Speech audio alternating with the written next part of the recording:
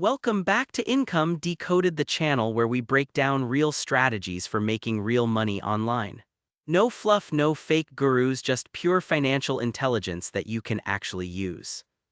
Now today I want to tell you about an investment that has been sitting in plain sight for decades. An investment that requires zero stock picking skill, zero market timing, zero daily attention. An investment you can set up in about 30 minutes and then essentially forget about.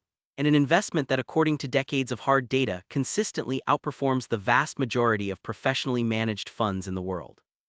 We are talking about index funds, and if you have never fully understood what they are, why they work, and how to actually get started, this is the video that is going to change that.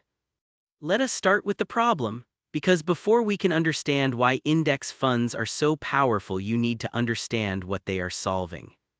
Most people, when they think about investing, imagine something complicated: studying company balance sheets, watching stock prices tick up and down, choosing which companies will do well, timing when to buy and when to sell. This is what the financial industry wants you to think investing looks like, because complexity is profitable for them. Complexity creates the need for experts. Experts charge fees. Fees compound against you over time. But here is the question nobody in the financial industry wants you to ask. If professional fund managers are so good at picking stocks, why does the data consistently show that most of them fail to beat the average market return? Not just occasionally, not just in bad years, consistently, over decades, across every major market on the planet. Let me give you the numbers. These come from the SPIVA scorecard. This is the most comprehensive ongoing study in the world that measures how actively managed funds perform against their market benchmarks. It covers the United States, Europe, Canada, Australia, India, Brazil, Japan, South Africa, and many more markets. It has been running for over 20 years and it updates every single year. Here is what it found. Over a 20-year period, more than 94% of all actively managed funds underperformed their benchmark index. Not 50%, not 60%, 94%. Over 15 years, more than 92% of global funds underperformed.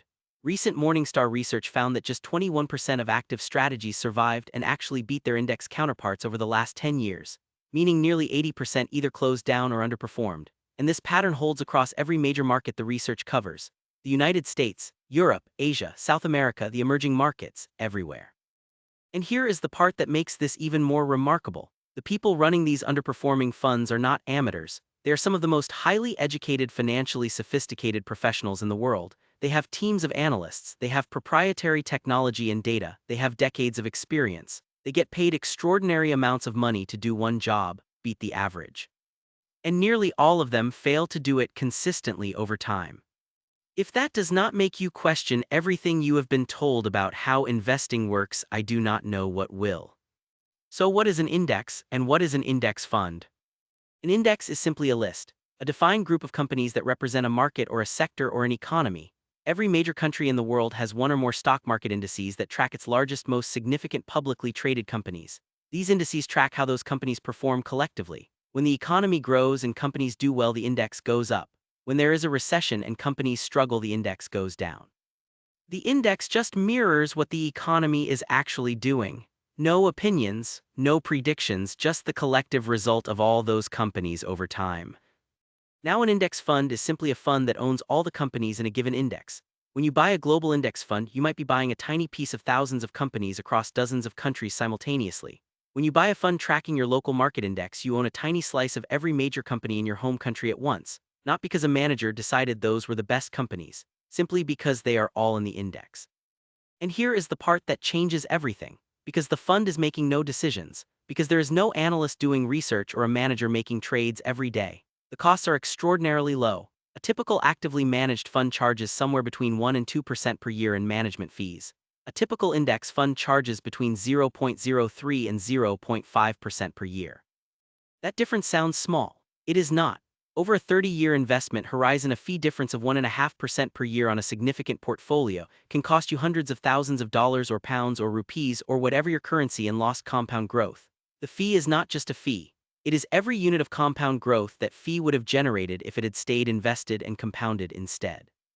So let me now explain why the index consistently beats most professional managers. Because this part is genuinely fascinating, and once you understand it, you will never be fooled by investment marketing again.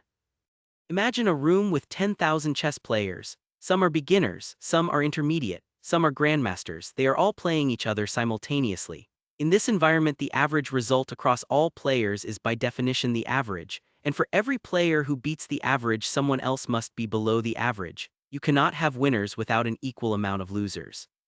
Now add this, every player must pay an entry fee to participate. Some pay a very small fee, some pay a large fee. The average result of all players after fees is lower than before fees, which means the players who pay the highest fees will on average perform worst of all, not because they are bad players, because the fee takes a permanent toll on their results every single year. This is the stock market. It is made up of millions of highly intelligent, informed professionals all competing simultaneously to find the best investments. When everyone is looking for the same underpriced opportunities, the advantage disappears almost immediately.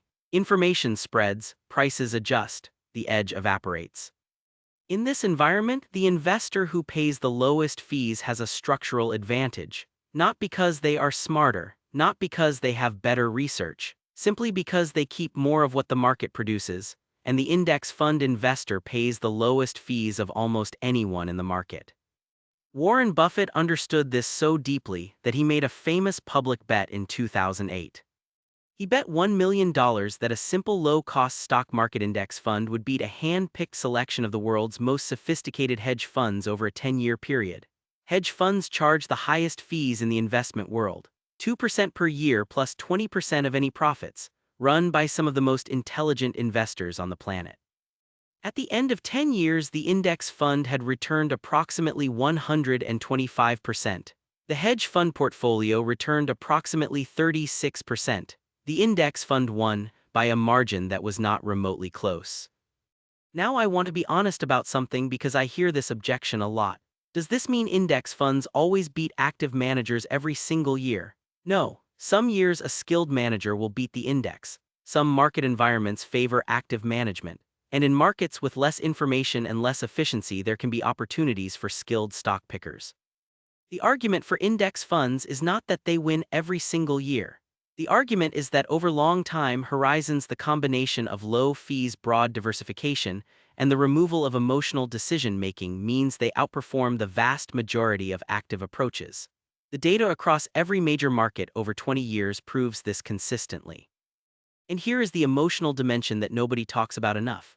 Active investing is psychologically brutal. Markets move every day, news hits every hour. Fear and greed are constant companions. When markets crash, most active investors panic and sell. When markets boom, they get excited and buy more. This pattern of buying high and selling low is one of the most consistent wealth destroyers in all of investing. The index fund investor who stays automated and invested through the crashes and the booms avoids most of this emotional damage entirely. Now let me tell you exactly how to actually start investing in index funds, because the concept is powerful but practical steps are what actually change your financial life. Step 1. Decide what you are investing for. This is long-term money, money you will not need for 5 years or more. Index fund investing is for wealth building over time, not for short-term needs. Step 2. Find the index funds or index tracking ETFs available in your country. Every major country now has platforms that offer access to index funds. ETFs or exchange-traded funds are essentially index funds that trade on a stock exchange. They track the same indices but can often be bought for very low minimum amounts. Search for index funds or ETFs in your country and look for the options available to you. Step 3. Look at the expense ratio. This is the annual fee charged by the fund, and it is the single most important number to check. Look for an expense ratio below 0.5% per year. The best index funds in the world charge between 0.03 and 0.2%. If you see a fund called an index fund charging 1% or more, there is almost certainly a cheaper alternative available. Step 4. Choose a broad market option first. For most beginners, the best starting point is a fund that tracks the broadest possible index, your country's main stock market index, a global index that covers companies across multiple countries. The more companies in the index, the more diversified you are and the less damage any single company's failure can do to your investment. Step 5. Set up automated monthly contributions. This is the single most important thing you can do. Decide on a fixed amount you will invest every month and automate the transfer. Do not try to time the market. Do not wait for a crash. Do not wait for prices to fall. Just invest the same amount every single month regardless of what the market is doing. This approach is called regular or systematic investing. When markets are down, you automatically buy more units for the same money. When markets are up, you buy fewer units. Over time, this smooths out your average purchase price and removes the emotional temptation to try to be clever about timing. Step 6. Leave it alone. Check it once a year, see how it is growing. Do not panic when it falls, do not get greedy when it rises. Time in the market is the only variable that truly matters over the long term. Now let me show you the numbers that make this all real. $200 or pounds or euros or the equivalent in your currency per month, invested in a broad market index fund. The global stock market has historically returned approximately 7 to 10% per year on average over long periods. This includes all the major crashes, recessions, and crises across the last century. Let us use 8% as our working number. At 8% per year after 10 years of 200 a month, your account holds approximately 36,000. You invested 24,000, the market added 12,000 more. After 20 years, approximately 118,000, you invested 48,000, the market added 70,000 more. After 30 years, approximately 298,000, you invested 72,000, the market added over 225,000, more than 3 times what you personally contributed. And if you increased your contributions each time your income grew, these numbers become even more extraordinary. This is not a get-rich-quick scheme, this is get-rich slowly with mathematical consistency. The consistency is not that every year will be positive. Some years will be significantly negative. The 2008 financial crisis wiped out approximately 50% of stock market value globally. The 2020 pandemic crash dropped markets by 30 to 40% in weeks. But here is the fact that matters above all others. After every single crash in stock market history, markets have recovered and gone on to reach new highs. Every crash, every recession, every crisis, the market has always come back. The investor who stayed the course and kept contributing automatically through those crashes ended up dramatically better off than the investor who sold in fear and waited on the sidelines for it to feel safe again. The crash is not the risk for the long-term index fund investor. Selling during the crash is the risk. Quick recap of everything we covered. An index is a list of companies representing a market. An index fund owns all those companies automatically with almost no fees because no decisions are being made. According to more than 20 years of global SPIVA data, over 94% of actively managed funds underperformed their benchmark index over a 20-year period. This holds across every major market in the world. Why do index funds win? The market is made up of millions of smart people all competing with each other. Smart people cancel out other smart people's advantages. Fees are the deciding factor over time. The lowest cost investor wins in aggregate. How to start? Find index funds or ETFs available in your country. Check the expense ratio is below 0.5%. Choose a broad market option. Automate monthly contributions. Leave it alone. Time in the market beats timing the market. 200 a month at 8% for 30 years. You invest 72,000. You end up with nearly 300,000. The market did the rest. Drop a comment below. Have you started investing in index funds? If yes, for how long? If no, what has been stopping you? I read every single comment and I reply to as many as I can. If this video gave you even one insight, please hit the like button right now. It takes 2 seconds and it genuinely helps this video reach more people who need to hear this. And if you are not subscribed yet, what are you waiting for? Hit that red subscribe button and turn on the bell. Every single week on Income Decoded, I drop new videos breaking down real money strategies and real financial intelligence with real numbers.